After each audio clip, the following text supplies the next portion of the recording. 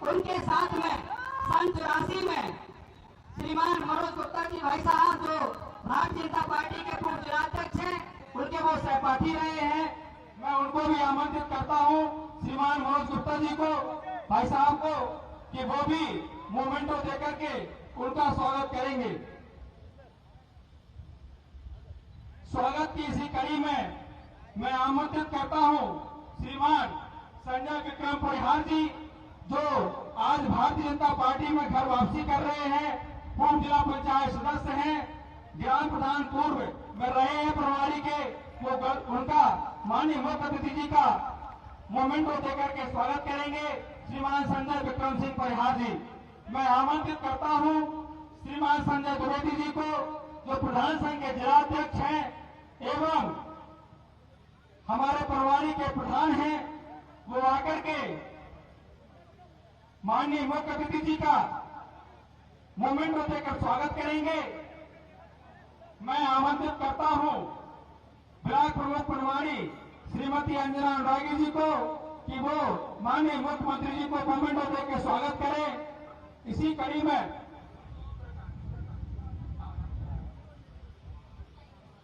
मैं संदीप राजपूत जी, जो ब्लॉक प्रमुख जैतपुर हैं, उनको भी आमंत्रित करता हूं कि वो भी आए और माननीय मुख्य अतिथि जी को माल्यार्पण करके स्वागत करें। इसी क्रम में मैं स्वयं माननीय मुख्य अतिथि जी का स्वागत करना चाहता हूं।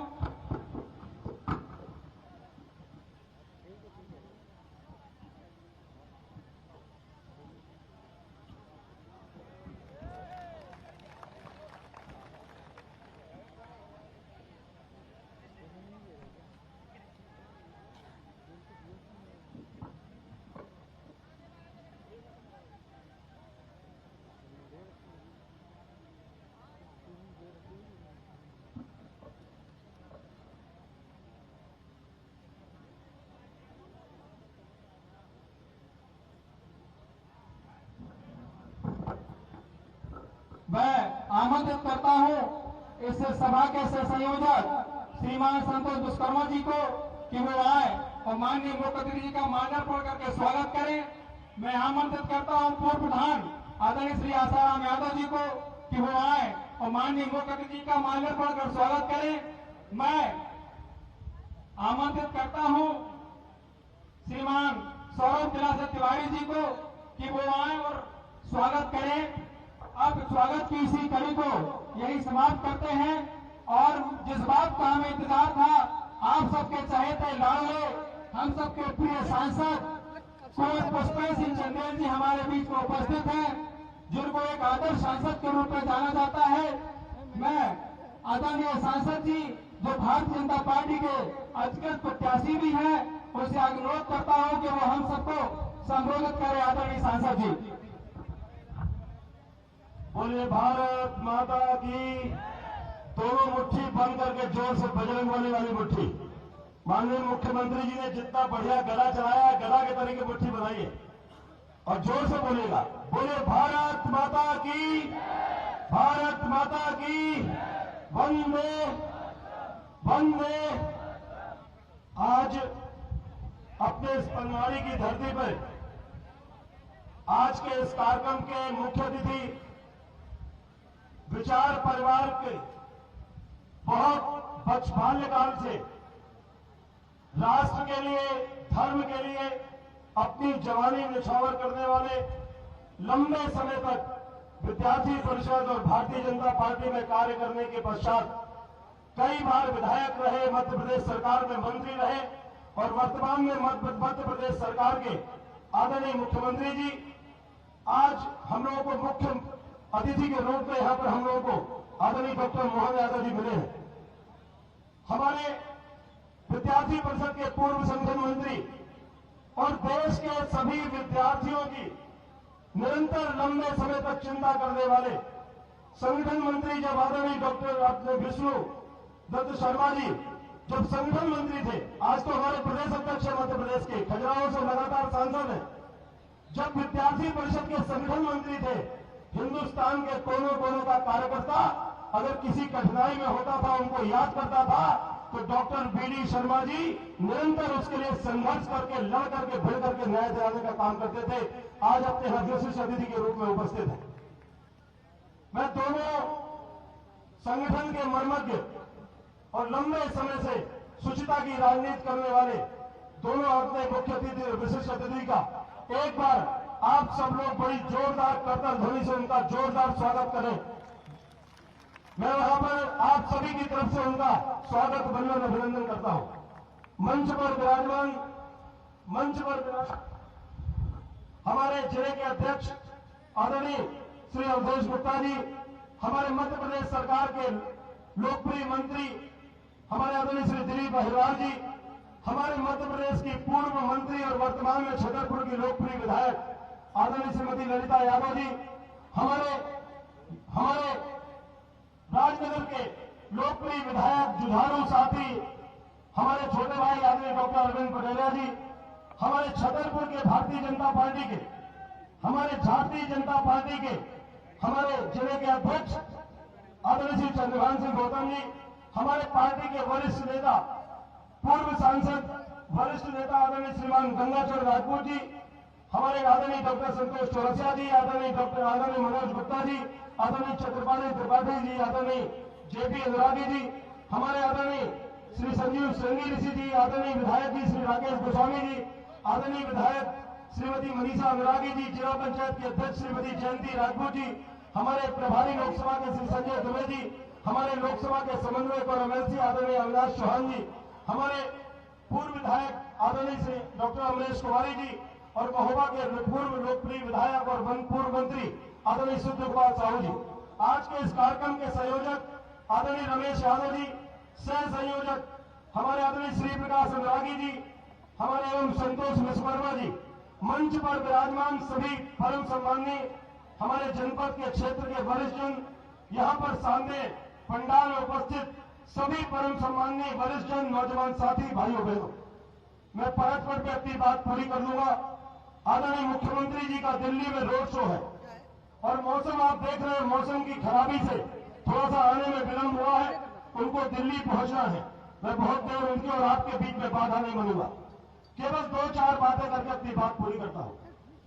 भारतीय जनता पार्टी की जो आपने 10 साल पहले देश में सरकार बनाई, उस मजबूत सरकार ने पंडित दीनदयाल उपाध्याय जी और श्यामा प्रसाद मुखर्जी जी के बताए हुए मार्ग पर चल करके और श्रद्धेय अटल बिहारी वाजपेयी जी के अधूरे कामों को पूरा करने के लिए देश के यशस्वी नेता आदरणीय नरेंद्र मोदी जी ने प्राणपण से लग करके निरंतर एक मिनट, एक सेकंड पूरे देश को अपना परिवार मान करके उनकी सेवा में सर्वस्व निछावर कर दिया। देश का खजाना लबालब भरा रहा क्योंकि भ्रष्टाचार की गुंजाइश ऊपर से समाप्त हो गई। जितनी भी योजनाएं हुई वो सभी योजनाएं आज धरातल पर है। पूर्व की सरकारों में उत्तर प्रदेश में जितनी बिजली मुख्यमंत्री अपने गांव में दे पाते थे, मुख्यमंत्री अपने गांव में जितनी बिजली देते थे, आज आदरणीय मोदी जी पूरे देश के 6.5 लाख गांव में आज उतनी बिजली दे रहे हैं, उसके आप गवाह हो। इसको बोलते हैं सबका साथ सबका विकास की सरकार।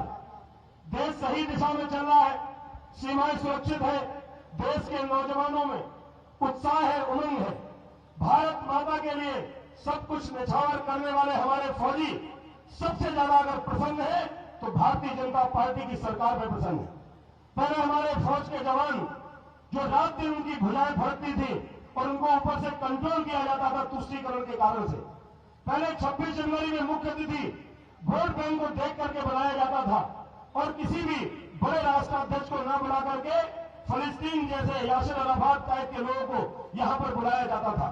जो लोग गणतंत्र के साथ, स्वतंत्रता के साथ, स्वतंत्रता संग्राम सेनानियों की आहुति से मजाक करते थे, उन सभी को आपने 10 साल पहले उनकी जो हैसियत थी उस पर लाकर आपने खड़ा कर दिया। मैं ज्यादा नहीं बोलना चाहता।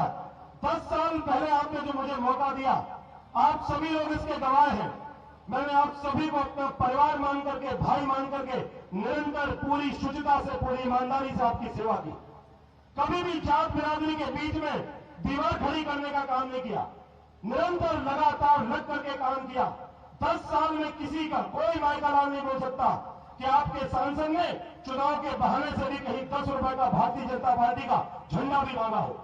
जितने बड़े मन से हमारी पार्टी काम करती है, हमारा पार्टी की नीतियां हैं, गंगोत्री के तरीके पवित्र हमारा नेतृत्व है, और आपने अपना धर्म निभाया, भाजपा की मजबूत सरकार बनाई।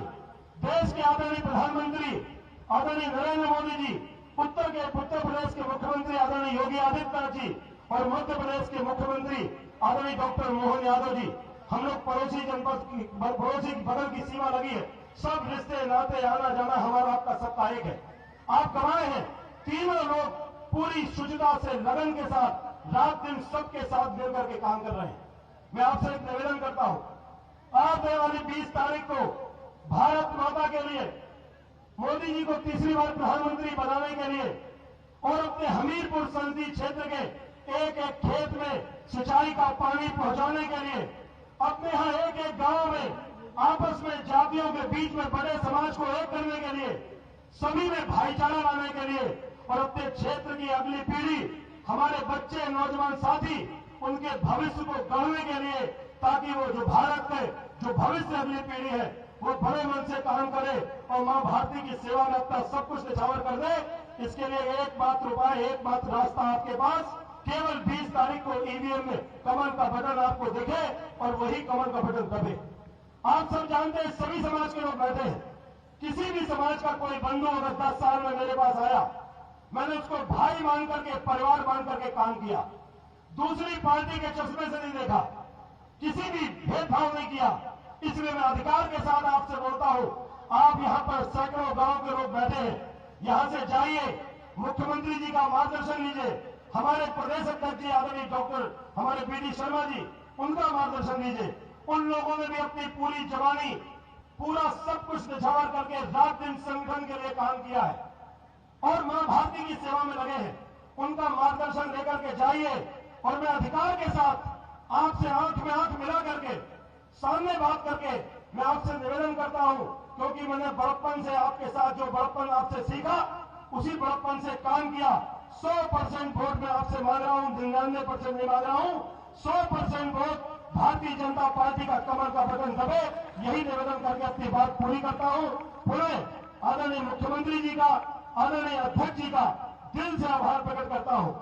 बहुत व्यस्तता थी, कल चुनाव पूरा हुआ, लोगों को लगता है कि 8 दिन का समय मिले, लेकिन भारतीय जनता पार्टी के जैसे मोदी जी 23 वर्ष में 1 दिन की छुट्टी नहीं लिए, ऐसे हमारे पार्टी के संगठन के मरबक पूरी जिंदगी लगाने वाले इन दोनों लोगों ने भी जिंदगी में कभी 1 दिन की छुट्टी नहीं ली। छोटे से छोटे कार्यकर्ता के फोन पर बड़े से बड़े काम कराने के लिए संघर्ष किया, इसलिए आज इन बड़े पदों पर सुशोभित है। उनका पुनः आभार प्रकट करते हुए अपनी बात पूरी करता हूं। जय जय भारत। भारत माता की। अब मैं आमंत्रित करता हूं मध्य प्रदेश भारतीय जनता पार्टी के यशस्वी प्रदेश अध्यक्ष परम आदरणीय श्रीमान विष्णुदत्त शर्मा जी को कि वो आए और कुंवर पुष्पेंद्र सिंह चंदेल जी भाई साहब के समर्थन में हम सबको संबोधित करें। आदरणीय भाई साहब।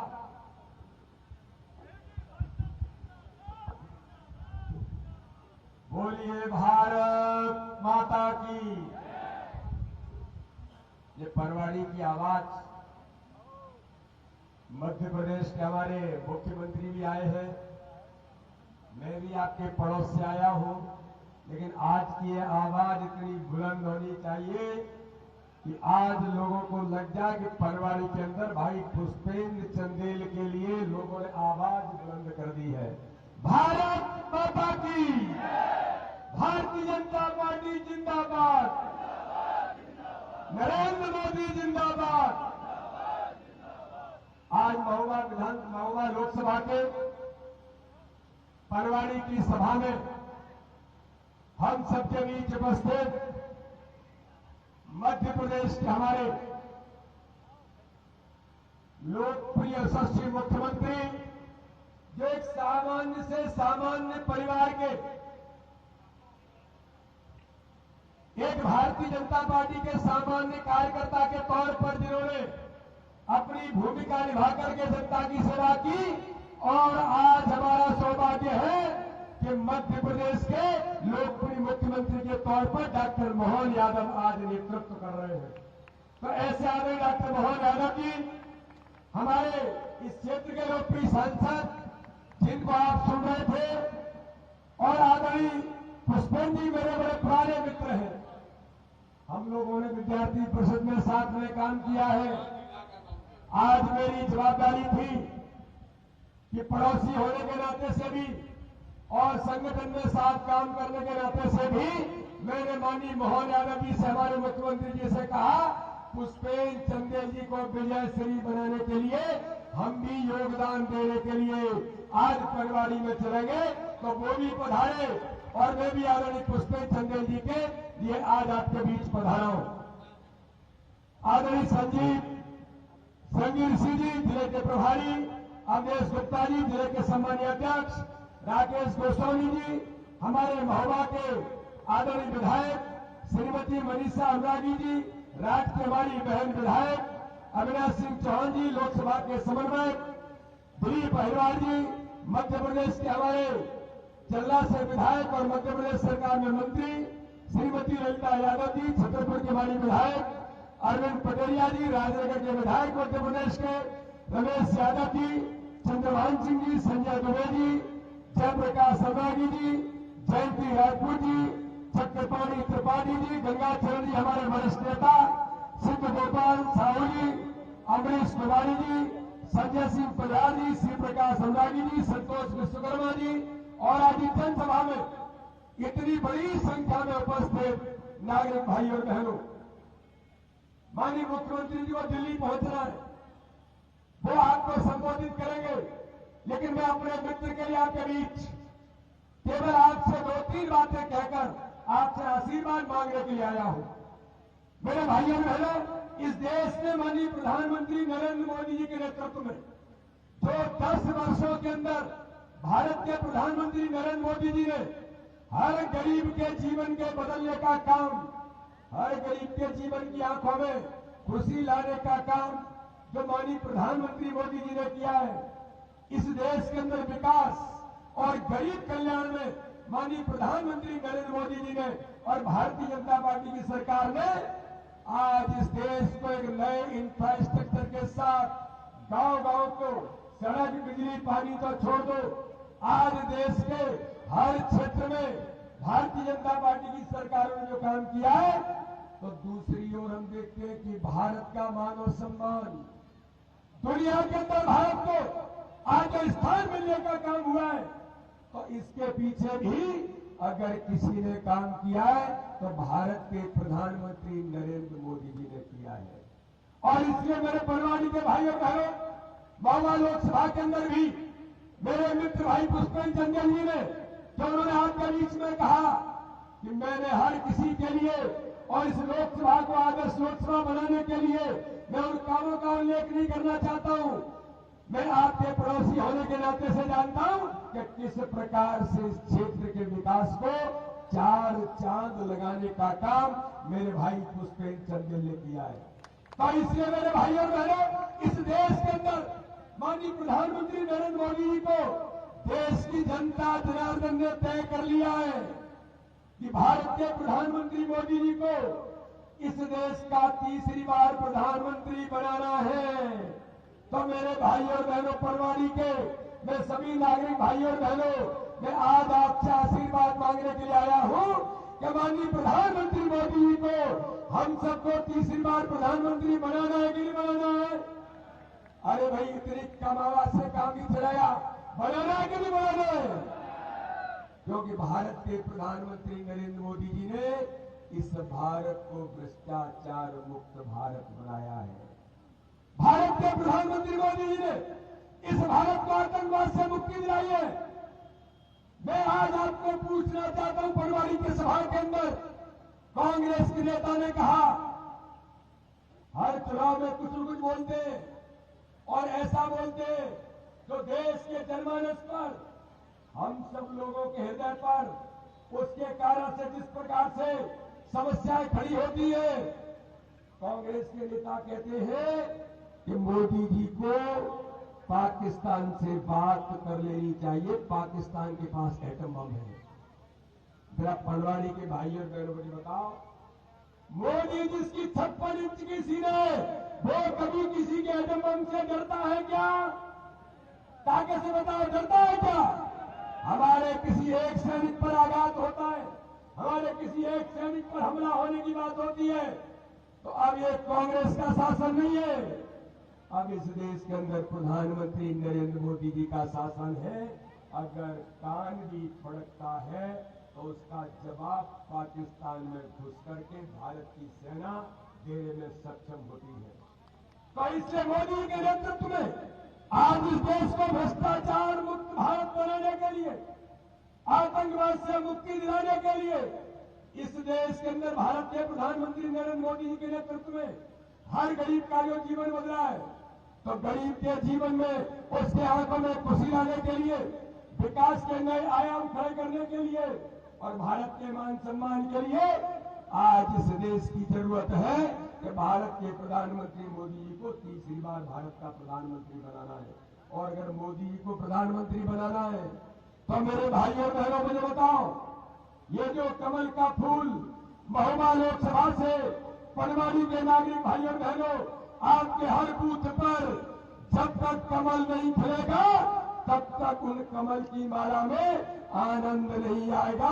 इसे मेरे भाई पुष्पेश चंदेल ने जो आपके जनता जनार्दन के लिए एक सेवक के रूप में भूमिका निभाई है, मोदी जी ने देश के लिए एक प्रमुख सेवक के तौर पर भूमिका निभाई है, तो मेरे भाई और बहनों, आज मैं आपसे आशीर्वाद मांगने के लिए आया हूं।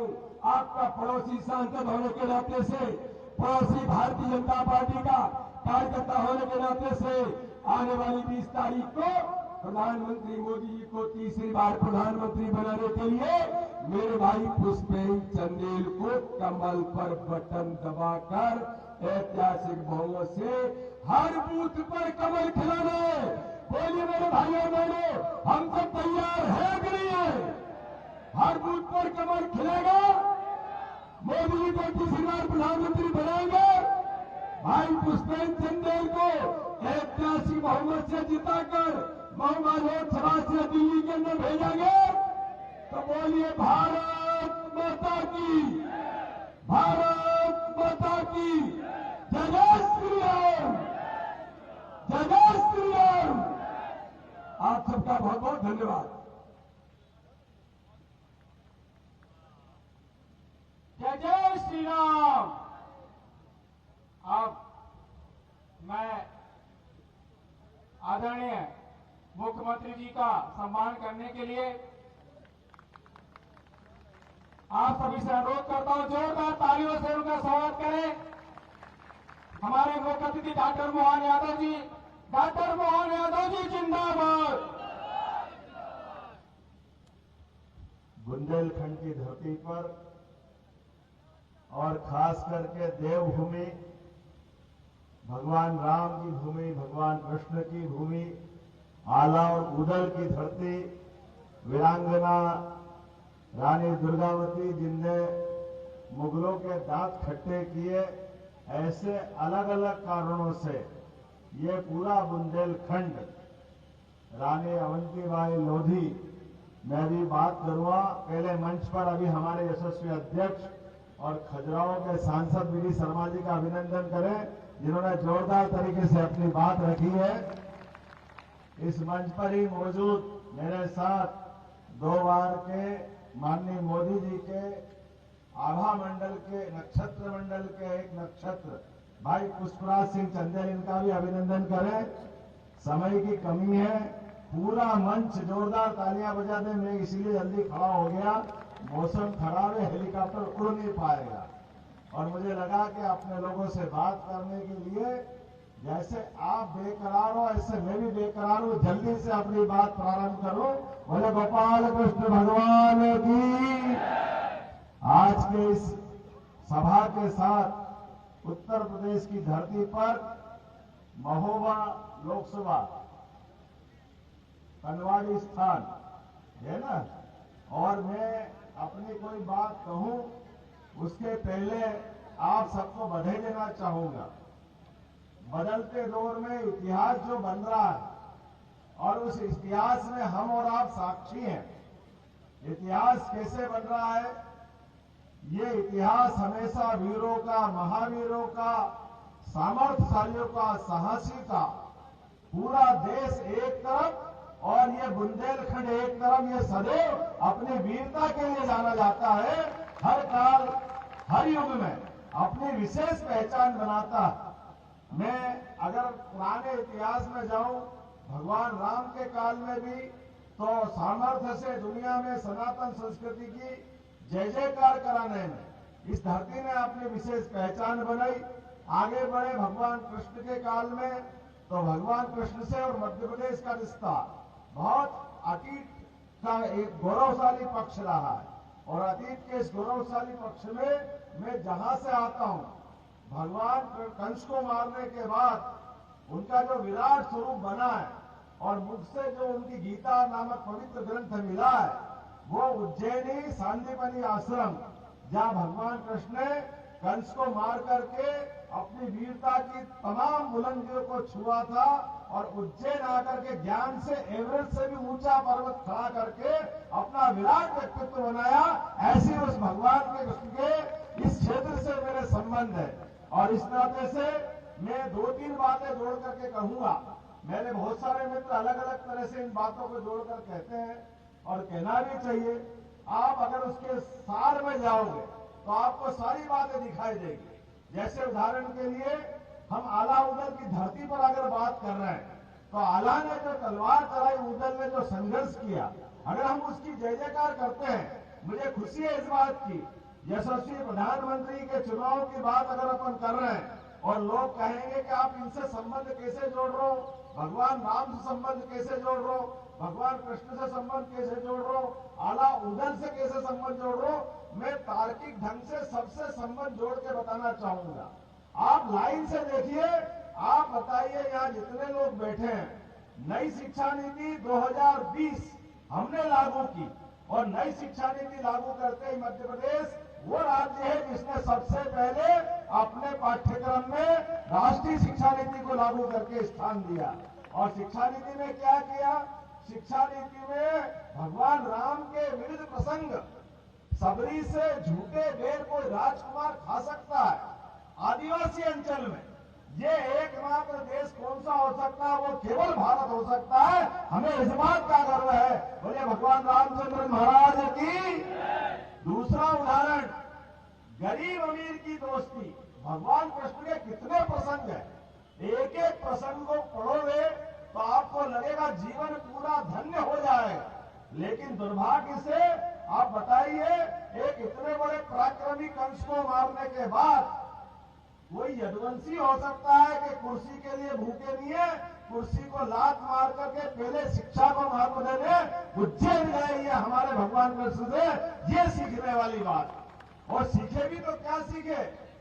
64 कला, 14 विद्या, 18 पुराण, 4 वेद और शिक्षा में भी जो ज्ञान अर्जित किया वो केवल स्वयं के लिए नहीं।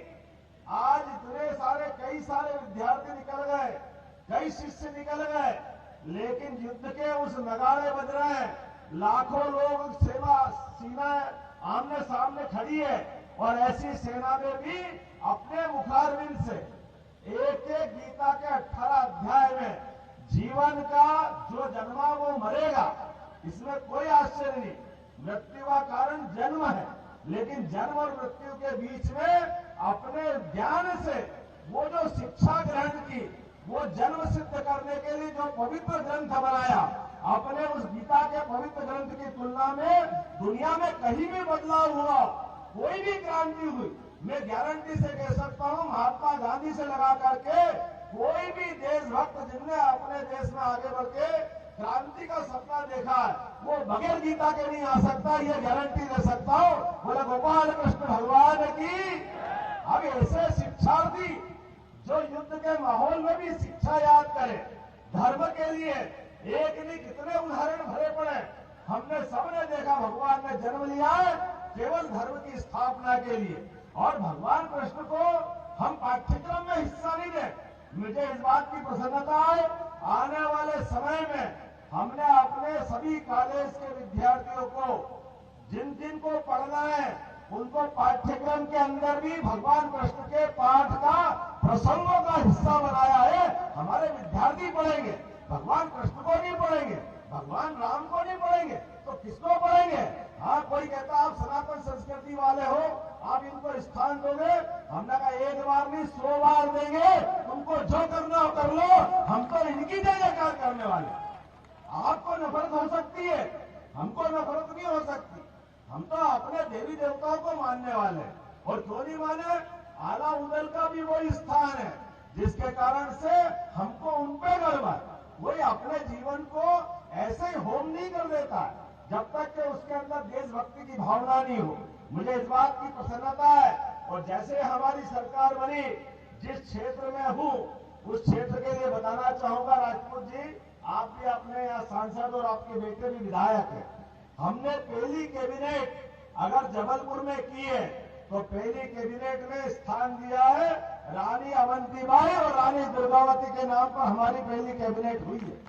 हमने कहा कि इनके नाम पे ये कैबिनेट क्यों नहीं होना चाहिए, और रानी अवंतीबाई लोधी के नाम पर सागर के अंदर अपना विश्वविद्यालय बना करके चालू भी कर दिया। ये हमारी सरकार का निर्णय। इसके अलावा भी हमने निर्णय किया है भगवान राम, भगवान कृष्ण, आप बताओ अयोध्या के बाद 11 साल तो भगवान राम ने मध्य प्रदेश में गुजारे, चित्रकूट में गुजारे, उनके कदम कदम पे सारी लीलाएं वहां हुई। तो हमने तुरंत प्राधिकरण भी बनाया और निर्णय किया है कि भगवान राम और भगवान कृष्ण के जैसे भगवान कृष्ण है, जहां सुदामा से उनकी दोस्ती हुई, चिंता मत करना बीडी जी, भगवान कृष्ण और ब्राह्मणों की 5000 साल पुरानी दोस्ती है। अपने इस बात को भूलो मत, ये हमारा पुराना समय है। और भगवान कृष्ण ने जब युद्ध करने गए तो परशुराम जी ने उनको सुदर्शन चक्र दे करके जीवन भर के लिए मित्रता अमर कर दी। ये भगवान कृष्ण का जाना पाओ का इतिहास है। एक नहीं, ऐसे कई प्रसंग है जिनको हम अपने बीच में याद रखना चाहिए। और किसी दोस्त की मदद कैसे होना चाहिए भगवान कृष्ण ने सिखाया। भगवान कृष्ण और सुदामा तो आश्रम में उस दौर में पढ़ते थे जब भगवान और कृष्ण और सुदामा एक जैसे ही थे, किसी का पास कुछ नहीं था। लेकिन घर की आर्थिक स्थिति खराब हो गई, और आर्थिक स्थिति खराब हो गई तो पत्नी के ताने सुन सुन करके सुदामा ने मन इकट्ठा करके पोटली में चावल लेकर वो द्वारकाधीश के पास गए, जो उस समय अपनी लीलाओं के माध्यम से पूरी दुनिया में एक अलग आभा फैला रहे थे। भगवान गए, अपने आंसुओं से मित्र का स्वागत किया, सुदामा को अपने महल में लाए। लेकिन सुदामा वो आंखें चौंधिया गई उनकी कृष्ण भगवान की आभा देख करके, वैभव देख करके, नारायण सेना देख करके। गरीब आदमी कोई बड़े आदमी के पास जाए तो बेचारा वैसे ही डर के आधा हो जाए, और वो भी भगवान कृष्ण का वो विराट व्यक्तित्व देखे तो कैसी स्थिति हो जाएगी।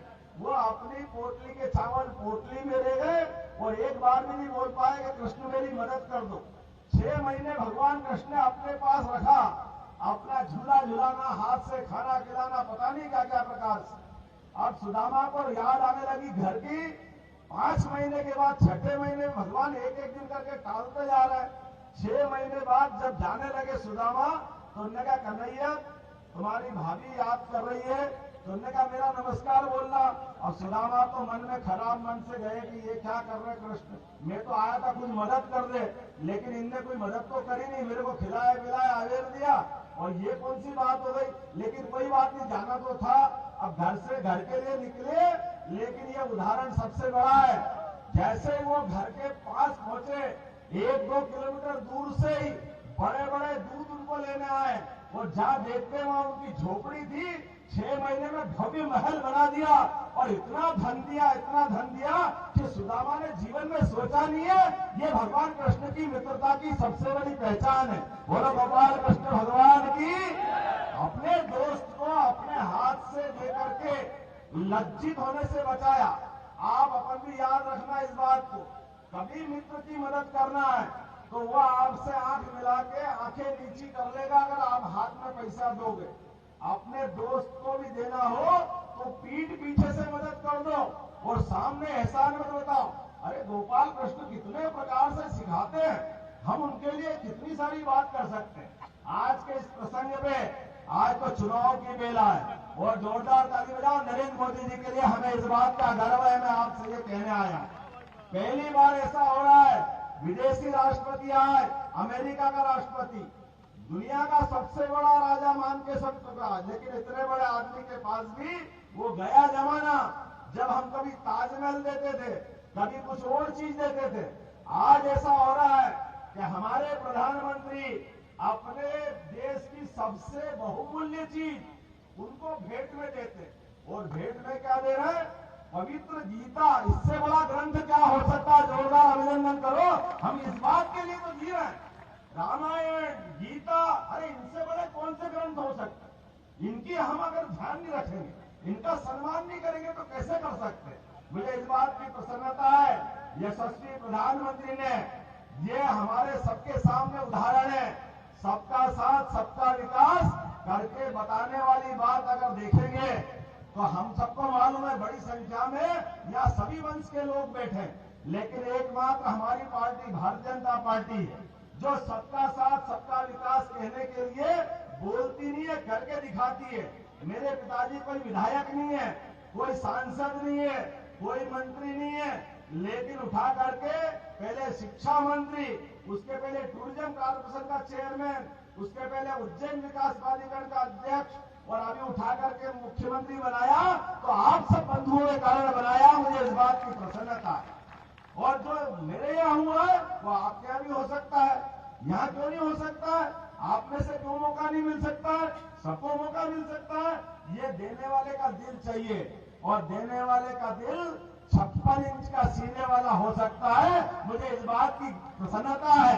वर्तमान के समय में मैंने तो और सभाओं में भी कहा था, अरे गठबंधन ही करना है भाई साहब को, जिनने यहाँ राजीनामा करके सीटें का बंटवारा कराओ, तो डूबते जहाज में क्यों बैठ रहे हो भैया? वो तो वैसे ही डूबने वाले हैं, जिनने पूरे देश से कांग्रेस को डुबा दिया, उससे गठबंधन कर लो।